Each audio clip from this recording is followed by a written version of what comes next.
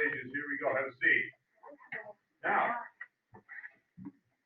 Woo. Okay, is this guy going? Yeah. All right, cool. Now I got to yell at you guys and get even amplified. That's my kind of day. All right, we got a few things to give back to you. Yeah. Okay. First of all, here come your notebooks back. People at home, if you did not show me your last test's notes, you need to copy those, send them in to me. Right now, the grade book will have a 0 in it. Only way I can grade something is if you hand it to me. Same way over here. I have a bunch of notebooks that don't have a name in them. If it doesn't have a name, I can't put a grade in your thing, so I put in a 0.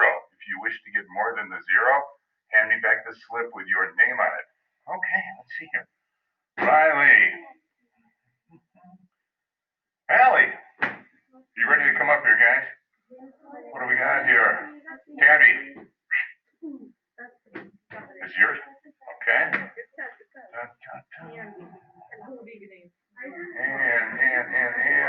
We got a printed code. Is Claire there? Okay.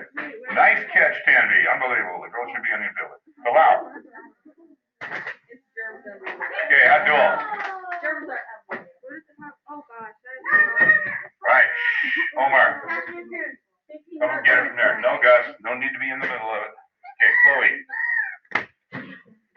Daniel.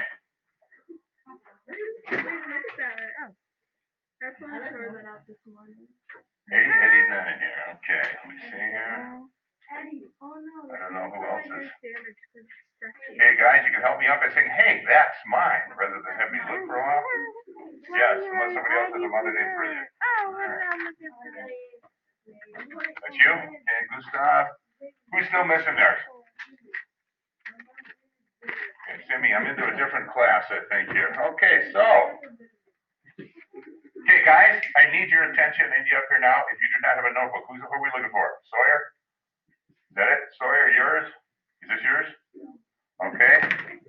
Any of these yours? I don't have yours then, buddy. That would explain why we don't have a grade in you. That would be my guess. One of these? Okay, that's it. You didn't give it to me. Okay. Who else? You're going to take notes in it today, Sawyer. You're going to give it to me at the end of class. I will take a look at it and give it back to you sometime before you go home. But that way you can take your notes in it right now. Don't forget, people at home, I need those mailed to me today pronto. Yes? Those are capital letters. No. We have a little conversation to have about tests and things. Okay, next, here comes your test. Actually, I'm not going to give you your test back right this second. I'm going to do something else instead. I'm going to give you the feedback first, because otherwise you guys start reading and things like that, and you're not really listening. So close the notebooks. Your grade is on the last page that you wrote on. You can see it there. You can see it at any time. That's not a huge grade, so let's not worry about that. Worry about doing better in future tests. All right, number 1. Separate your words. There are a bunch of you that just don't like to give any space to spaces. You just like to kind of put all the letters together. Also, guys, you're killing me here.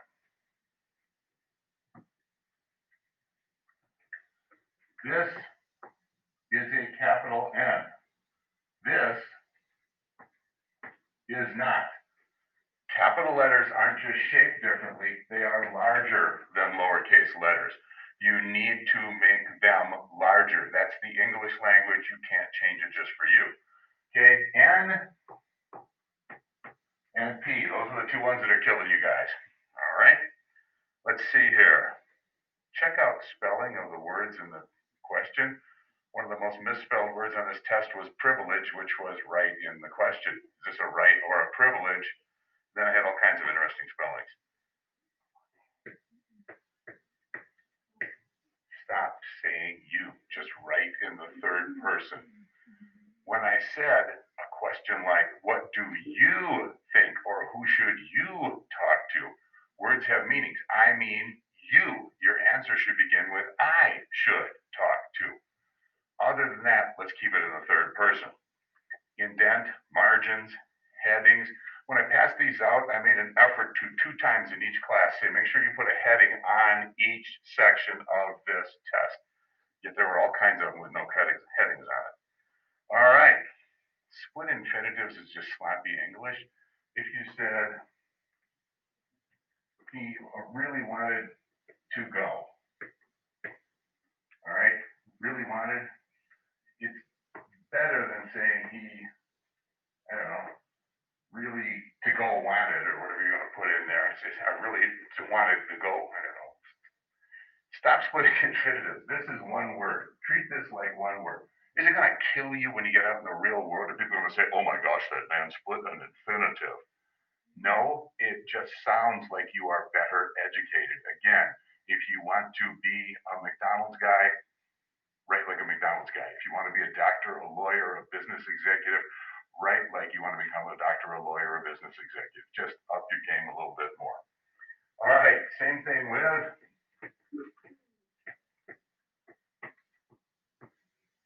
let's see, fewer and less.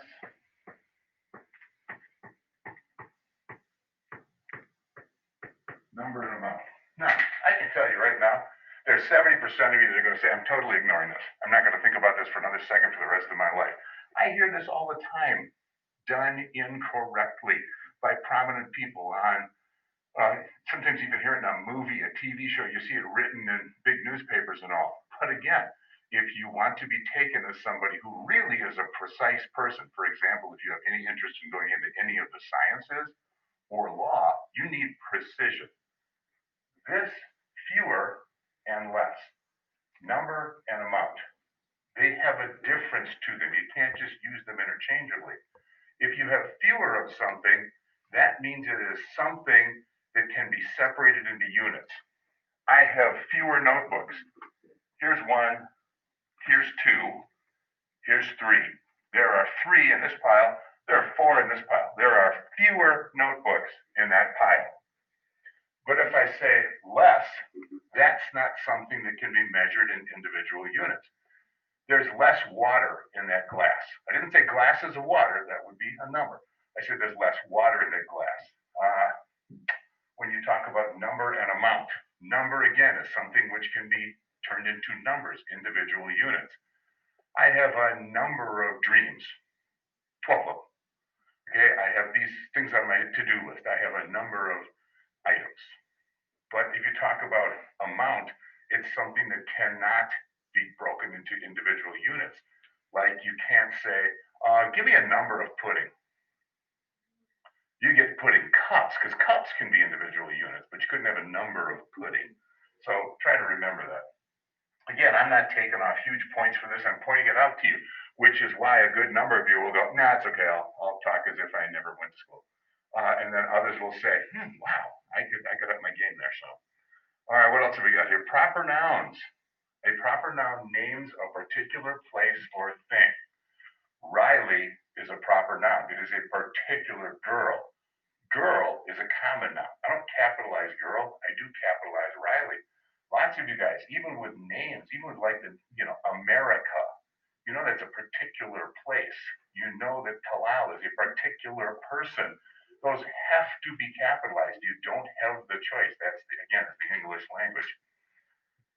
Words like French, Indian, Spanish, English, they can't begin with a lowercase in the English language.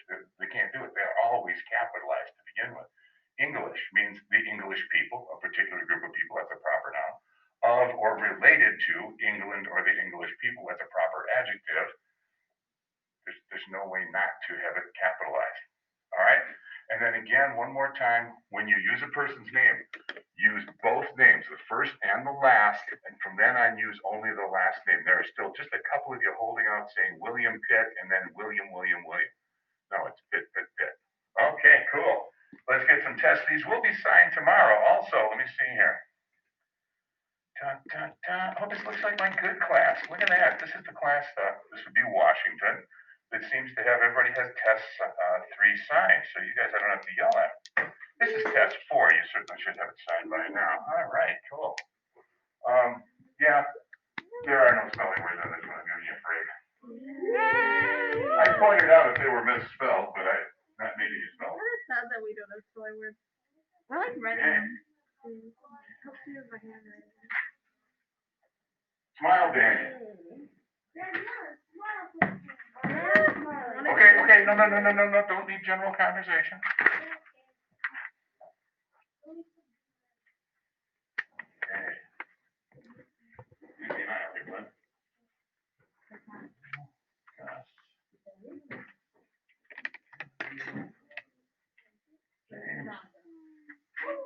Ready? Ready? Oh no. Let's see.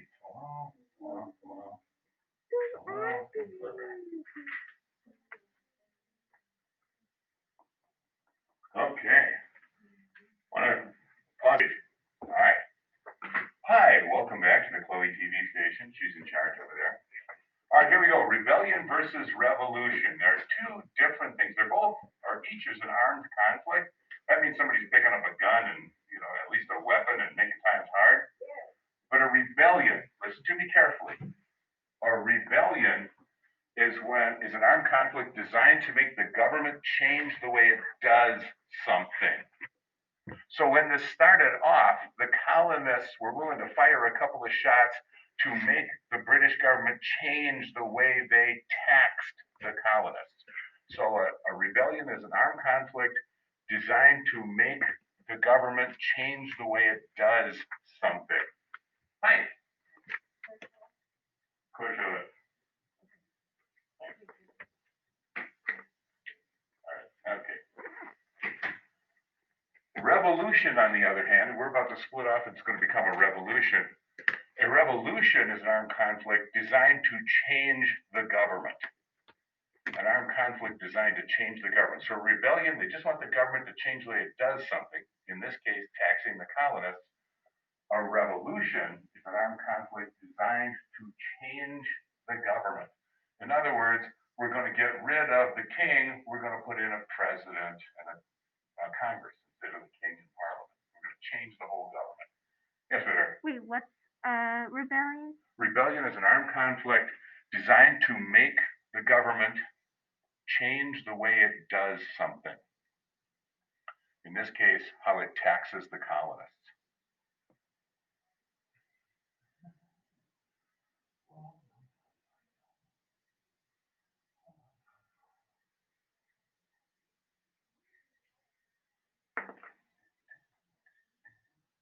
You don't have to rewrite this. It's just the same thing I said in slightly different words. And again, in case you didn't notice, early this morning I put up all the notes for the next test. They're all on Google Classroom. Yeah, 4:35 minutes. Yep.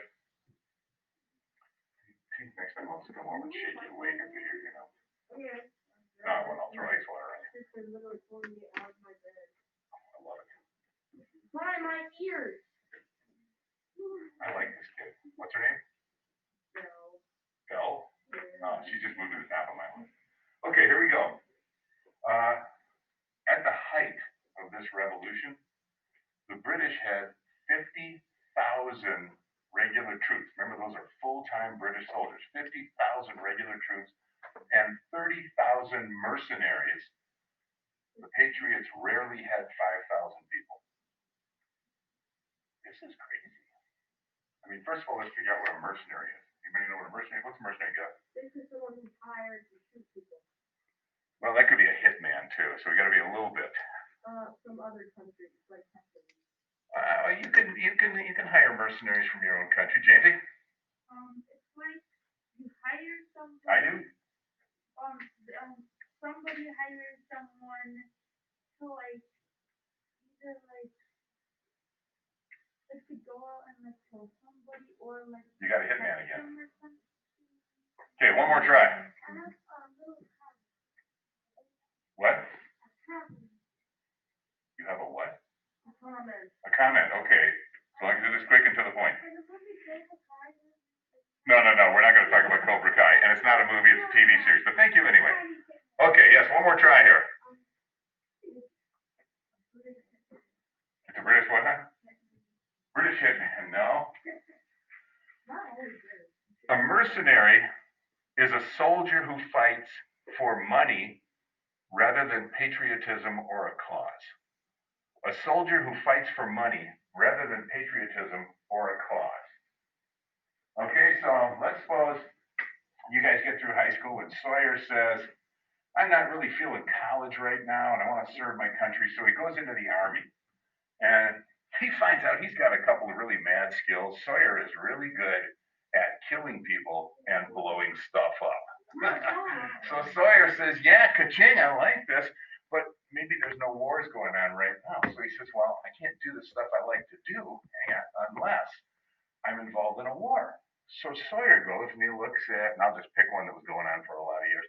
He looks over the country of Sierra Leone, and at one point in time, they had a civil war going where one side controlled oil fields and had all kinds of money, and the other side controlled diamond mines and had all kinds of money.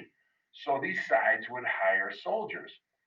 So Sawyer goes over to Sierra Leone and he says, hey, what do you pay me to kill people and blow stuff up? And the guys with the diamond mines say, we'll give you $100,000 this year. And the guys with the oil wells say, we'll give you $250,000 this year. Sawyer says, boom, I'm blowing stuff up for you. And the other people say, wait a minute, but we stand for mom and apple pie and good things. And he said, I don't care. I stand for money. I'm a mercenary. I work for dollars, and they're offering me more dollars, so that's what I am. So a mercenary, one more time, a soldier who works for money, not patriotism or a cause. A soldier who works for money, not patriotism or a cause.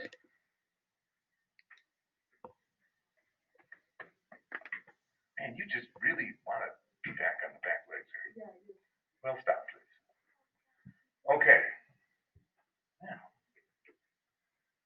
the British had 50,000 regular troops just in their regular army. They hired 30,000 mercenaries, mostly Germans, lots of them from a little place called Hesse. Another one of the states like Prussia or Austria was.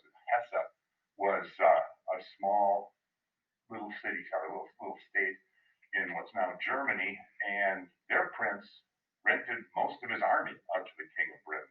So actually, this prince got most of the money, the Prince of Hesse, rather than the individual soldiers, but they were still hired soldiers, so they qualify as mercenaries. Yeah, buddy.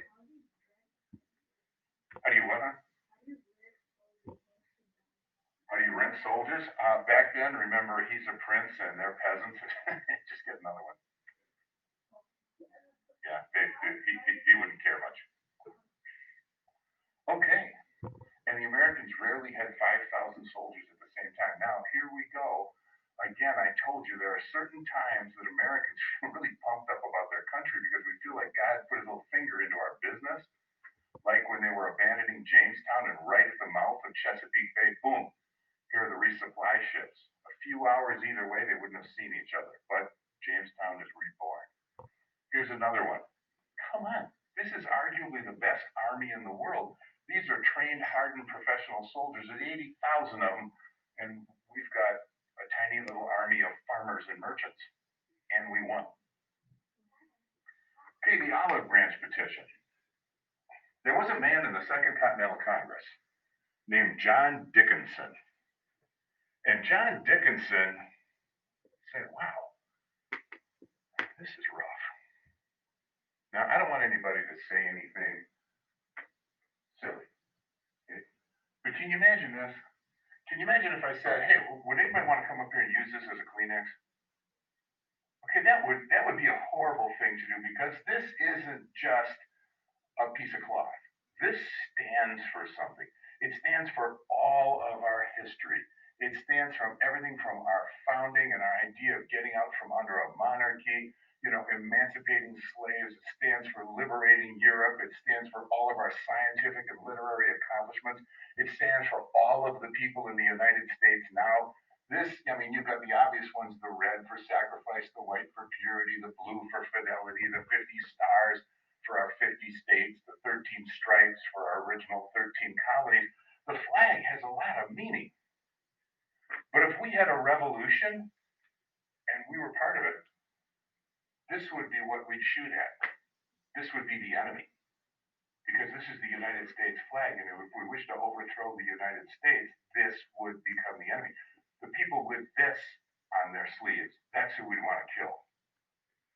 And John Dickinson looked at that and said, I've been British all my life and loyal. And my father was a loyal Brit, and my grandfather was a loyal Brit. And now you're telling me we want to wage war against king and country? Please, just let me one more time try to make peace. And so the Second Continental Congress said, okay, try one more time. And John Dickinson wrote something called the Olive Branch Petition. Does anybody know why an olive branch is a symbol of peace? Because after Noah and 40 days and 40 nights, it's still olive. Right. The story of Noah's Ark from the Old Testament of the Bible was the world was evil, so God said, I'm just going to destroy everybody. This is rough. But he found a decent person. He found Noah. So he let Noah and his family live, build an ark, take two of each kind of animals, rhinoceros and elephants and zebras and chloes and all kinds of things, two of each kind of animal, and put them on the ark to save them. And then flooded the world. And everything was wiped out. And after 40 days and 40 nights of the rain, Noah wanted to know, has God made peace with the world? So he threw out a dove, and the dove came back with an olive branch in its beak. And since then, the olive branch and the dove have both been signs of peace. So this is called the olive branch petition because it symbolizes the colonists saying, just one more time, please, King George III, please, can't we settle our troubles without having a war? We really don't want to fight you. But the king was so angry now. I mean, these guys had shot up his column coming back from Concord. These guys wouldn't pay their taxes. These guys were not obeying him like he wanted to be obeyed. So King George wouldn't even receive it. When I say receive, it means he didn't even want to read it. I don't care what the colonists say. I'm going to send some soldiers over there. It's time to spank these bad boys. So we're going to take care of these colonists. The Americans had mulled it over for a while. They'd had their rebellion, and they said, let's see if we can't get the British government to change the way it taxes us. So that was a rebellion. The Boston Tea Party was saying, we won't pay these taxes. They're boycotts. That was rebellion. But now they say, I think it's time to declare independence and become a separate nation.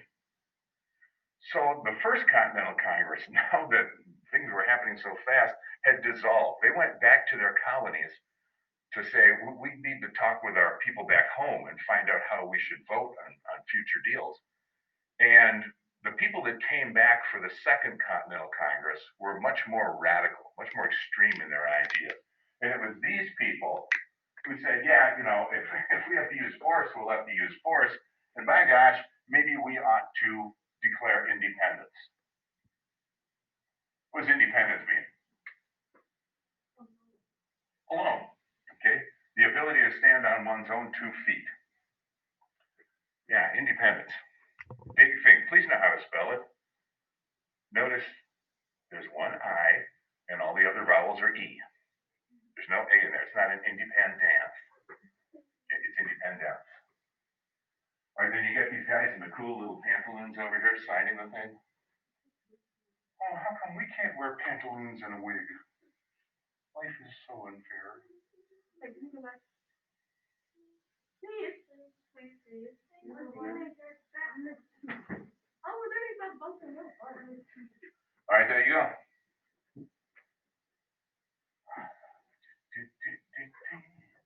Abdul is not writing notes. He's just sketching out some of those pantaloons and a wig, figuring if I can go to my tailor after school. All right. Hamza, Sharaha, pantaloons and a wig, guys? Come on, you can do this thing. Daniel-san.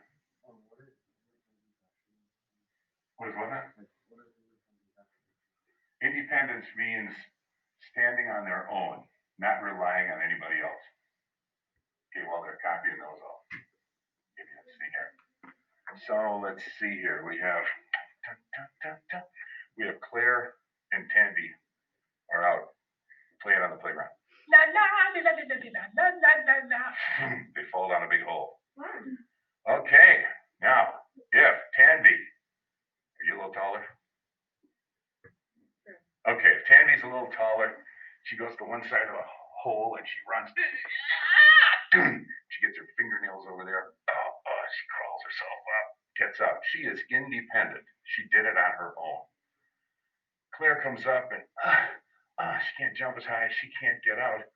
So Tandy has to put her hand down, and Claire can grab that and then pull out. That means that Claire is dependent. There's one more variation.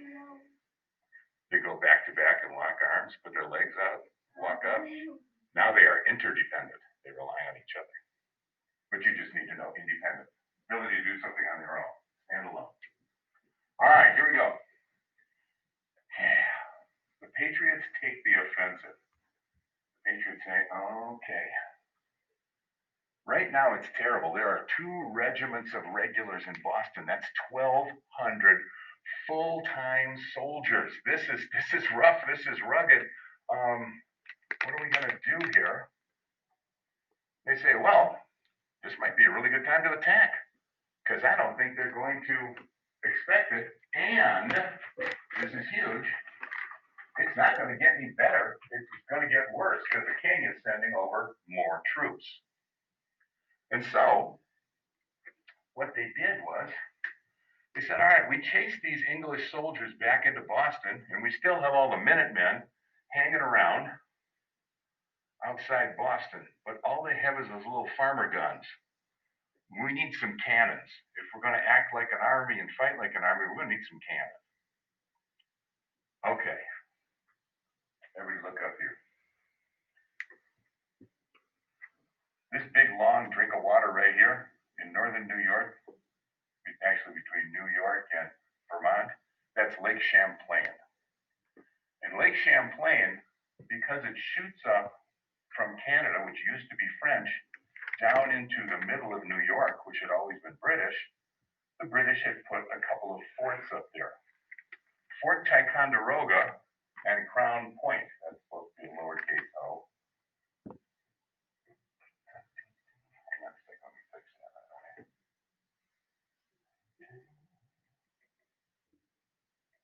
Find out. That's a new one. Can I pause there? That's not respecting the idea of the Italian. Go to the church.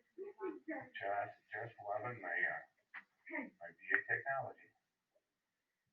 Okay. Technology troubles.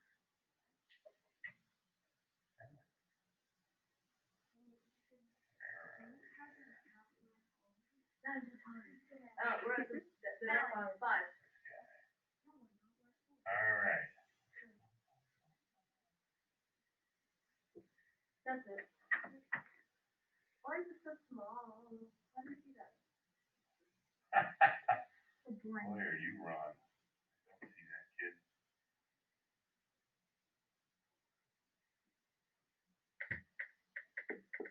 Wow. This is, again, the wonders of PA technology. What is it? Okay. Can I help you? Yeah. No, I'm just. You should probably pause it. Yeah. Okay. Alright, we're back. All righty. Thank you for the running commentary. Okay, good. Keep straight at home. All right. Ethan Allen was a patriot leader. Ethan Allen, he led a group of guys called the Green Mountain Boys. Okay. Parlez-vous français? Parlez-vous français? No. Qu'est-ce que c'est en français? Green Mountain.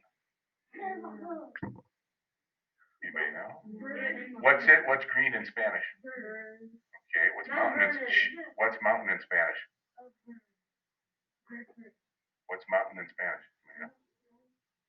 Okay. In French, green is vert and mountain is mont. What state did they come from? Vermont. Green Mountain. It means Green Mountain. The White Mountains run through New Hampshire. The Green Mountains run through Vermont.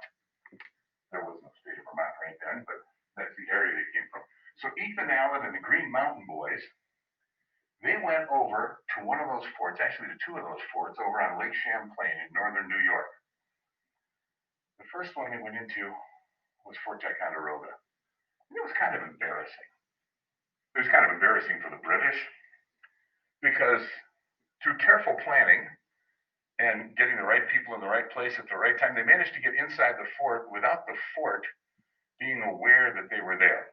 And so the very first time the commander of the fort knew that his fort was under attack was when Ethan Allen and some of his men came into the guy's bedroom where he was in his long johns in bed and said, "In the name of the great Jehovah and the Continental Congress, I'm taking your fort." That's kind of embarrassing when you don't put up any kind of a fight because you're still in bed not knowing you're being attacked. Okay, who's the great Jehovah? God. Yeah, God.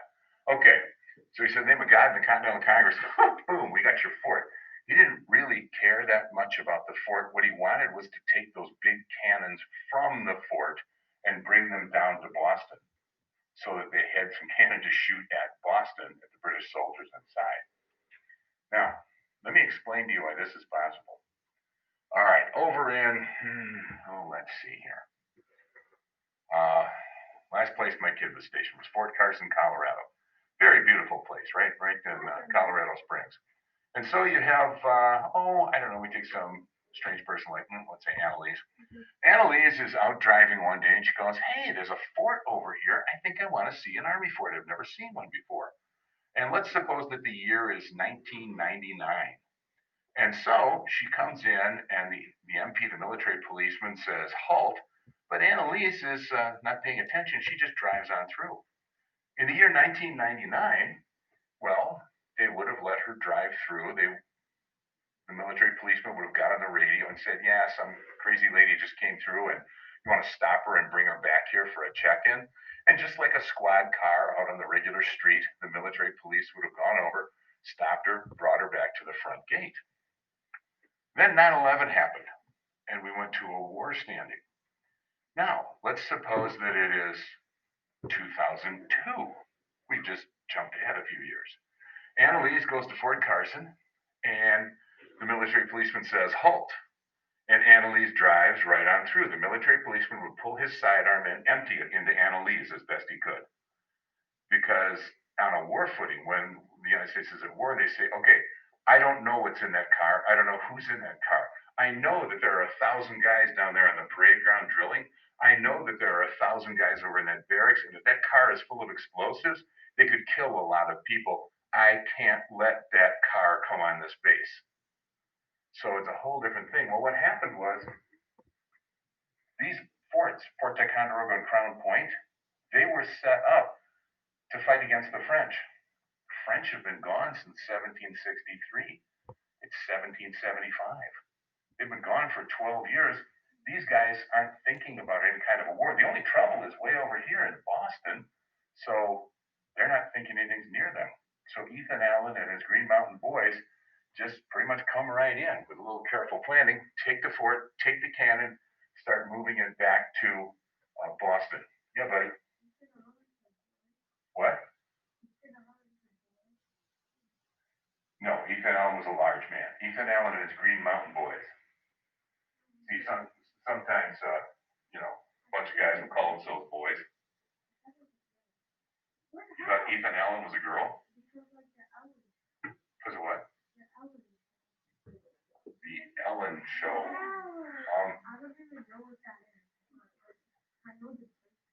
Well, it's not like Ethan Ellen. It's Ethan Allen. Okay, here we go. So Ethan Allen takes Crown Point and Fort Ticonderoga. He's got those big cannons, and they start to move them back overland to Boston, which is an incredible feat. I mean, they're moving in winter, so they have to kind of put these big things on sleds, pull them through the snow, and they're not taking the roads because the British can control the roads. They're going overland through the woods and the mountains. This is incredible. At one point, a couple of the cannons broke through ice as they crossed a river, went down. They needed the cannons, so a few of them into the water they went to go tie up the cannons so they could raise them up again. This was an amazing feat. Okay, let's talk Bunker Hill.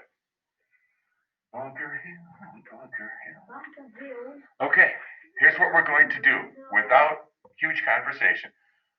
I'll have to explain this to you guys in a few minutes here when I come back in. Chloe?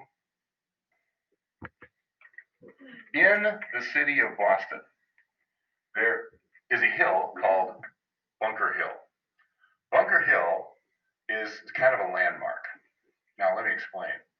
If, I don't know, who we got here? We got Riley walking down Blue Mountain Road. La la la la la la la la la. All of a sudden, boom! Big car accident. She pulls out her phone and says, "Oh, what's the number to 911?" She remembers the number to 911. She dials it. The operator says, "911 emergency. May I help you?" And Riley says, "There's a horrible car accident down on Blue Mountain Road." And the operator says, "Where are you, ma'am?" She looks around. She said, "I'm in front of the Grace L. Ferguson Airline and Storm Door Company." You think the operator knows exactly where that is? Yeah.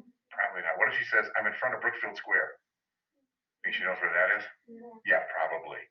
Okay, there are places around Milwaukee, the stadium, the art museum up on the lakefront. There are just certain places, the Holy Hill, that everybody knows about where they are. So, Bunker Hill is one of those.